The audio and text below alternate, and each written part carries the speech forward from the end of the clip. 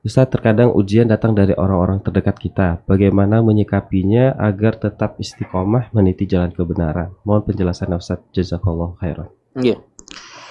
Iya, barakallahu fikum.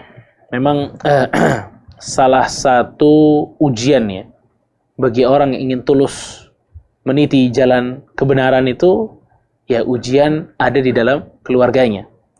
Tapi jangan terlalu sedih ya. Karena orang yang lebih tulus dari Anda pun itu telah diuji lewat keluarganya. Rasul kita sallallahu alaihi wasallam. Rasul kita sallallahu alaihi wasallam, ujian pertama itu muncul dari ring terdalam, circle terdalamnya Rasul SAW. Itu muncul dari paman Rasul SAW. Rasul itu. Ya. Tapi ujian tersebut tidak menjadikan Rasul sallallahu alaihi wasallam itu tidak baik kepada mereka. Rasul tetap baik. Rasul berikan hak mereka sebagai paman. Rasul berikan hak mereka sebagai saudara. Rasul berikan hak mereka sebagai kerabat Rasul sallallahu alaihi wasallam. Namun di samping itu Rasul SAW tetap menjalankan agamanya.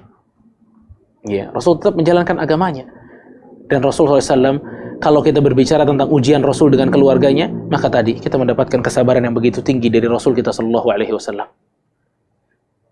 Rasul ingin mendakwahkan Islam itu harus sama Abu Lahab dan kawan-kawannya itu dipotong terus. Tapi Rasul sallallahu alaihi wasallam tidak gentar. Rasul nggak mundur. Rasul nggak kemudian kecewa. Ya, kalau sekarang ini terus left group, ya nggak juga. Ya, Rasul tetap bersama dengan mereka. Karena ini keluarganya, bukan orang lain. Rasul tetap bersama dengan mereka. Ya, Rasul berusaha untuk bersabar dan tetap menyebarkan dakwah ini bukan hanya lewat lisan, tapi lewat sikap. Sikapnya Rasul ini yang mampu menyihir banyak orang. Begitu indahnya sikap Rasul sallallahu alaihi wasallam sampai akhirnya menjadikan orang-orang begitu cinta kepada Rasul kita sallallahu alaihi wasallam. Makanya ini jalan keluar bagi kita. Ya.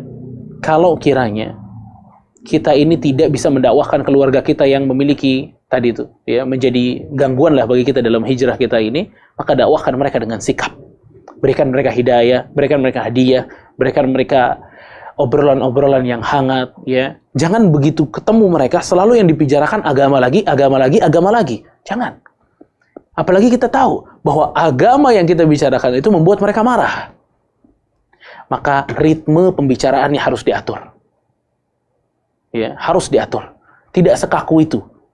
Ya, dia bisa berbicara tentang bagian-bagian yang lain untuk menjadikan saudara-saudaranya nyaman kepadanya. Kalau sudah nyaman, maka kita dakwahkan sedikit demi sedikit dari nikmat yang kita miliki, dari nikmat sunnah. Semoga Allah Subhanahu wa taala membantu kita semua.